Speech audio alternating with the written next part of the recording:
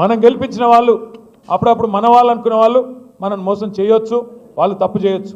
కానీ ఇందాక తమ్ముడు కార్తీక్ చెప్పినట్టు తప్పకుండా పశ్చాత్తాపపడే రోజు, బాధపడే రోజు.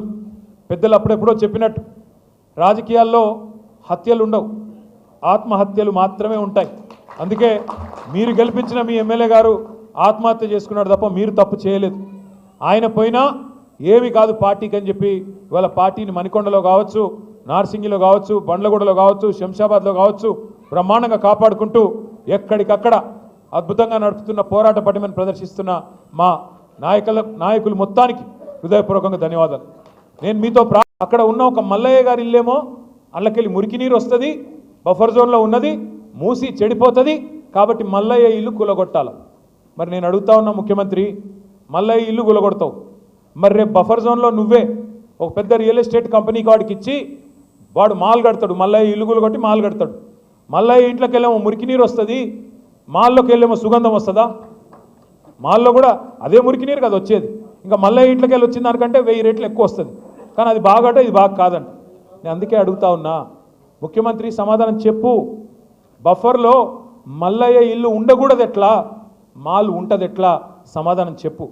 ఎవడి కోసం 1,50,000 కోట్లు పెడతానంటున్నావు? దేనికోసం పెడతానంటున్నావు? మాకు అర్థమవుతున్నది. మూసీ మే లూటో ఢిల్లీ మే బాటో, మూసీలో లూటో ఢిల్లీ మే బాటో. ఎందుకు? నీ బాసులు ఢిల్లీలో ఉన్నారు, వాళ్ళ కోపం వస్తే నీ తుమ్మితో ఊడిపోయే ముక్కు నీది, ఎప్పుడు ఊసిపోతుందో తెలియదు. రాహుల్ గాంధీకి మూటలు పంపకపోతే ఆయన ఊకోడు, మళ్ళీ పైన ఇంకా ప్రియాంక గాంధీ గారు ఉన్నారు, ఇంకా చాలామంది పెద్దలు ఉన్నారు, వాళ్ళకు మూటలు పంపాల్సిందే. ఇక అడిగితే ఈ మధ్యన కొత్తపల్లె అందుకున్నాడు బాపు ఘాట్లనట. ఈయన పోయి భారతదేశంలో కాదు ప్రపంచంలో అతిపెద్దదైన మహాత్మా గాంధీ విగ్రహం పెడతారంట. ఈయన ఎవరు? రేవంత్ రెడ్డి. రేవంత్ రెడ్డి గారు మహాత్మా గాంధీ విగ్రహం పెడతాను అనగానే మహాత్మా గాంధీ గారి మన్మడు తుషార్ గాంధీ గారు స్పందించారు. మహాత్మా గాంధీకి ఇవన్నీ ఇష్టం ఉండవురా నాయన, ఆయన చాలా మంచోడు, ఆయన ఎన్నడూ ఆయన విగ్రహాలు ప్రపంచంలో పెద్ద విగ్రహాలు 1000 కోట్ల విగ్రహాలు పెట్టాలని నేను కోరుకోలేదు, వాటిని పేదవాళ్ళ కోసం వాడు స్వామి, నువ్వు పెట్టుకోని ఆయన చెప్పినాడు. కానీ మహాత్మా గాంధీ గారు తప్పకుండా ఎక్కడున్నారో కానీ ఆయన ఆక్రోషిస్తూ ఉండింటాడు. ఎందుకంటే రేవంత్ రెడ్డి గారు గాడ్సే శిష్యుడు, ఆయన నాథురామ్ గాడ్సే ఆర్ఎస్ఎస్ వాడు, ఆర్ఎస్ఎస్ గాడ్సే గారి శిష్యుడు ఈయన. ఈ వ్యక్తి పేరేమి? రేవంత్ రెడ్డి. ఇవాళ ఎట్లున్నదంటే గాంధీ విగ్రహాన్ని గాడ్సే పెడుతున్న ఒకటే. నిజంగా కూడా గవర్నమెంట్లో ఉన్నప్పుడు ప్రజలకు సేవ చేసే భాగ్యం ఉంటుంది, ప్రజలని సంక్షేమ కార్యక్రమాల ద్వారా, అభివృద్ధి కార్యక్రమాల ద్వారా చేరుకునే అవకాశం ఉంటుంది.